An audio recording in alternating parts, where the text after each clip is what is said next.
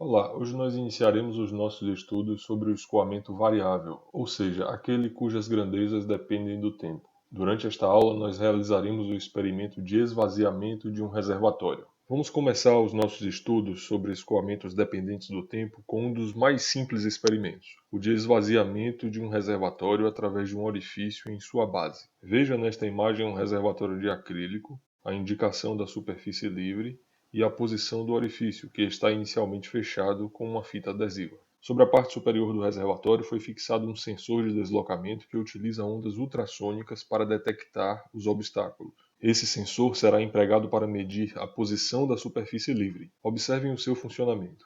Ele emite uma onda que, ao encontrar a superfície da água, sofre uma reflexão, retornando para o sensor, que se transforma em receptor do sinal acústico. Com a velocidade do som no ar conhecida, e armazenada em seu software, e com o tempo decorrido entre a emissão e a recepção do sinal, o programa calcula a distância do emissor ao obstáculo. Iniciarei o experimento com a retirada da fita adesiva que está presa a uma linha para minimizar as perturbações na superfície. O vídeo foi acelerado para economizar o nosso tempo, já que o experimento dura 9 minutos ou mais. Notem que a tela do software de aquisição e análise de dados também aparece aqui. Nela é possível ver a evolução temporal da posição da superfície livre no primeiro gráfico. Abaixo dele há um gráfico que nos mostra a velocidade da superfície, calculada com a derivada da posição em relação ao tempo. Observem a posição da linha d'água no reservatório de acrílico. Se o tempo do vídeo correspondesse ao tempo do experimento, ela desceria de forma muito mais lenta. Durante o início do experimento ocorreram alguns erros de medição.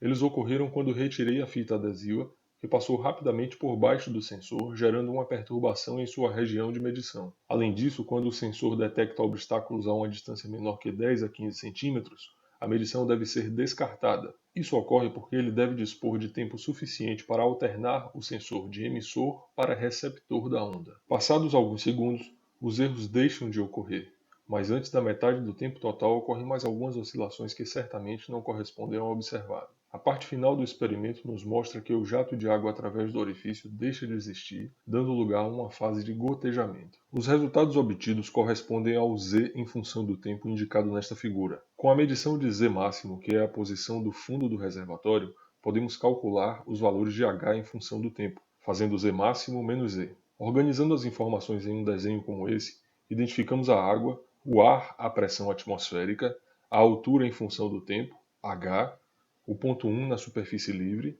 com cota Z1, o orifício, o jato através dele, que está em contato com a atmosfera, e a seção 2, denominada como seção contraída. Pensando no fluido como um monte de partículas, não é difícil imaginar que as partículas devem assumir trajetórias curvilíneas em direção ao orifício. Esse movimento curvo da água persiste por uma pequena distância ao sair do reservatório, dando origem à seção contraída. Lembre da primeira lei de Newton para compreender esse fenômeno. Nessa figura podemos ver a representação do fundo do reservatório de 14 cm por 32 cm e o orifício com diâmetro de 5 mm. Vamos denominar a área da superfície livre como AR, assumindo que ela seja igual a 14 cm vezes 32 cm.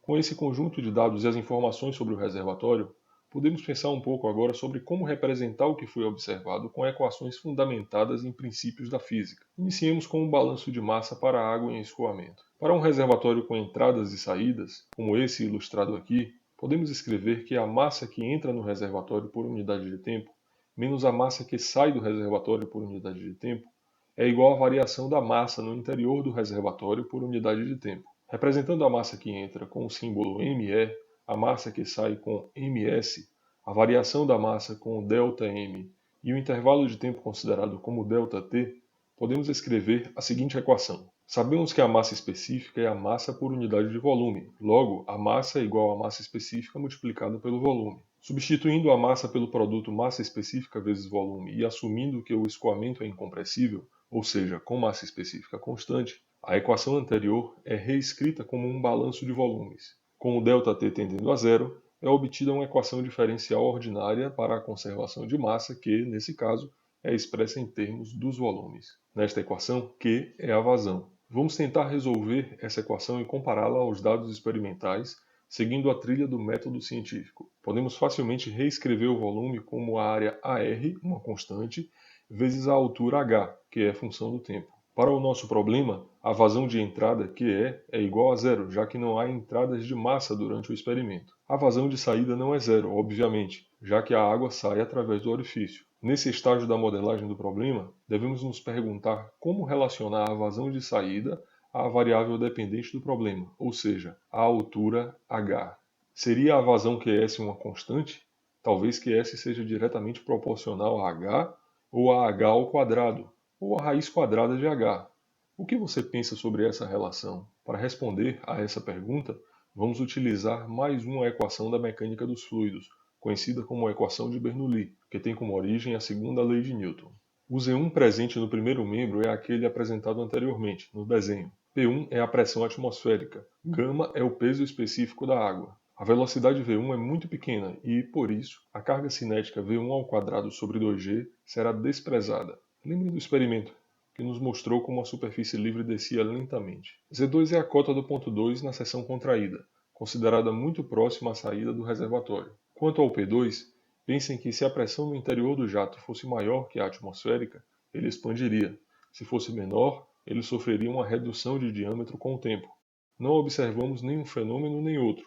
Por isso, é razoável admitir que a pressão seja próxima da pressão atmosférica, desprezando o efeito da curvatura da superfície livre e da tensão superficial. Com essas considerações, podemos reescrever a equação de Bernoulli com a seguinte forma. Assumiremos que Z1 menos Z2 seja igual a H, desprezando a pequena distância desde a parte interna do fundo do reservatório até o ponto 2, o ΔH. Isolando a velocidade 2, o resultado obtido é a conhecida equação de Torricelli. Ao que parece, a proporcionalidade ocorre com a raiz quadrada de h, mas vamos prosseguir em busca de uma equação para a vazão de saída QS. Devemos lembrar que a equação de Bernoulli é obtida a partir da integração da equação de Euler ao longo de uma linha de corrente. Desse modo, pelo fato de Euler não ter considerado a força de cisalhamento em sua formulação, a equação de Bernoulli também não representa a existência dessa força. Se a equação de Torricelli for empregada, a velocidade V2 calculada resultará maior que a velocidade observada. Por isso, ela é denominada como velocidade teórica. A velocidade real, Vr, é menor que V2. A divisão de Vr por V2 é o que denominamos como coeficiente de velocidade. Isolando V2 e substituindo na equação de Torricelli, é obtida a equação para a velocidade real. O coeficiente CV deve ser determinado experimentalmente ou consultado na literatura. Outro aspecto prático importante é a ocorrência de uma seção contraída. É mais simples para o engenheiro realizar cálculos empregando a área da seção do orifício e não a área da seção contraída de forma direta. Por esse motivo, existe o coeficiente de contração, representado por CC, que é o resultado da divisão da área A2 pela área da seção do orifício A0. Multiplicando VR por A2 é obtida a vazão de saída. Substituindo A2 por CC vezes A0, é encontrada a equação que relaciona a vazão de saída com a altura h, denominada como carga hidráulica do orifício. O produto CC vezes CV é o coeficiente de descarga ou coeficiente de vazão, representado por CD. Com essa breve dedução foi demonstrada a relação existente entre a vazão de saída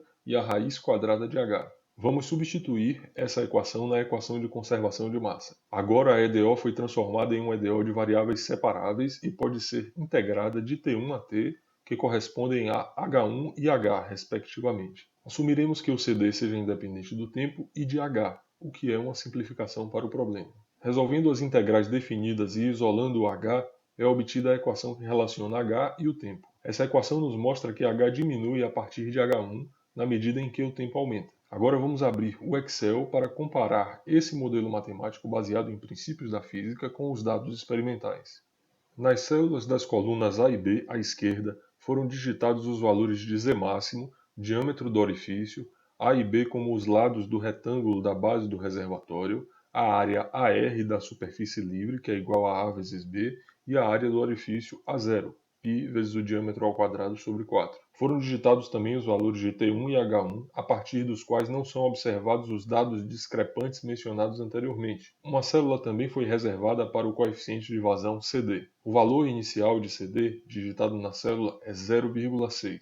Nas colunas D e E encontram-se os dados obtidos pelo sensor, ou seja, o tempo e Z, que é a distância do sensor até a superfície livre. Na coluna F foram calculados os valores experimentais de H, iguais a Z máximo menos Z. Na coluna G, de cor laranja, Foi digitada a equação deduzida com os princípios da física. Com essa parte da planilha pronta, podemos construir um gráfico de h em função de t com os dados experimentais e os valores calculados com a equação. Como podemos ver, esse gráfico exibe uma diferença significativa entre os dados experimentais e a solução teórica. Um segundo gráfico também é muito comum para esse tipo de comparação. Nele colocamos os dados experimentais de h nas abscissas e os valores calculados de h nas ordenadas. No mesmo gráfico é traçada uma reta com coeficiente angular unitário e que passa pela origem. Se o modelo for capaz de representar adequadamente os dados observados, os pontos ficarão situados nas proximidades dessa reta que representa o ajuste exato. Olhando para ambos os gráficos,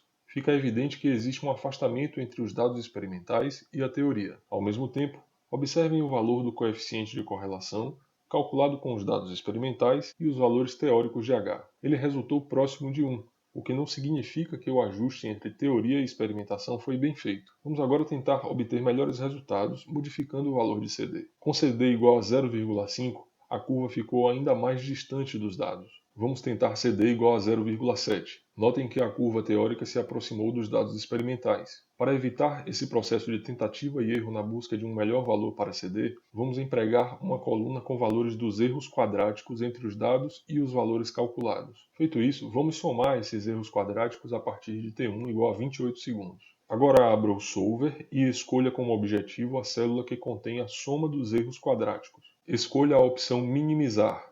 No campo para a célula variável, escolha o CD.